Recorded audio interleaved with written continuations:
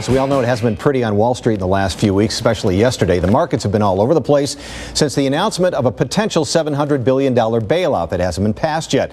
Yesterday, no exception. The Dow fell 777 points on news of the failed deal. It was the largest drop, points-wise, in American history. So to help us sort out this bleak economic news and hopefully give us something positive to chew on is the watchdog on Wall Street, Chris Markowski. Chris, welcome. Chris does a national radio show on Wall Street and economics, does it out of Sarasota. So we're all a little worried and jittery about this. Let me start with my first question. This is what I'm hearing from people. Okay. The 401k. We're all relying on the 401k for our retirement. What should we do, if anything? First thing you shouldn't do is go checking that account statement every single day, trying to guess what the market is going to do next, going in there and trading in and out of mutual funds.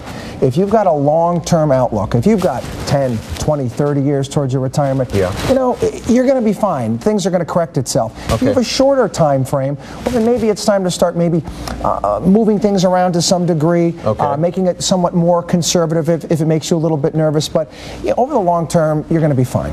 Now, some of these conservative things you're talking about over the short term, what are they, and are they available to everyone who has a 401k? Let me give you an example. Someone comes into my office and they say, you know, Chris, I've got X amount of dollars. You know, what should I be doing with this money? But I need it in a couple of years because I need a down payment on a house. And what stock should I buy? They always ask. I say, no stocks. You're not buying stocks. Your time frame is too short in that period. You're going to have to stay in more cash type equivalents because you never know what's going to happen on any given day. Yesterday, market's down 777. Today, it's up 500. Yeah, that's right. So, you know, it's back and forth right now. A lot of anarchy going on. If you've got a long-term time frame, you've got your financial plan done properly, the right way, you're not guessing, you're not trading, you'll be fine. Are there any good investments out there right now?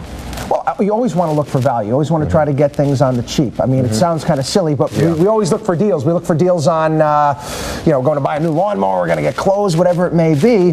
When you see the market correct like this, happens to be some of the best times to get involved and get on some things on the cheap. A couple of quick questions from our viewers. Here we go. I noticed some sound stocks like Microsoft and Disney at cheap prices. If I have money in savings, would it be a good idea to invest in something like that? Great question, but I'm not going to answer that question. The reason being is I don't know this individual. I don't know what their situation is. I don't know how many kids they are. I don't know what their time frame is. Anybody who goes, any of these programs out there, these buy, sell, and hold programs, whatever it may be, bad idea listening to these people. They don't know you. It's not prudent for them to be telling you what to do. Okay, another one here from obviously a student, a younger person, I think in high school.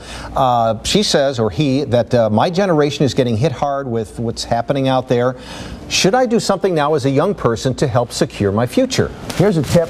The earlier you start to save, the less you have to save. The magic of compounding. If you just see 6, 8, 10% a year over a 30, 40-year period of time, you're going to be extraordinarily wealthy. The longer you wait, the more you have to save. So this kid's got the right idea. Plus, not to mention the fact we're all dealing with this credit crisis right now. The big ticking time bomb, the 10,000-pound gorilla in the room is Social Security, and I'm not so sure this kid's going to get it. Wow. Oh, gosh, that's a little scary. Well, Chris, our time is up, but hopefully we can have you back because we all have a lot of questions about these scary times. Anytime, it's a pleasure.